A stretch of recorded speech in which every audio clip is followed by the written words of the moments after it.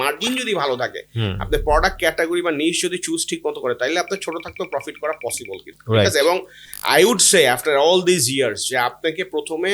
খালি ইনভেস্ট করেই যাবেন আর ব্যবসা এইভাবে চিন্তা না করে আপনাকে প্রফিটেবলের চিন্তাই করতে হবে, যাতে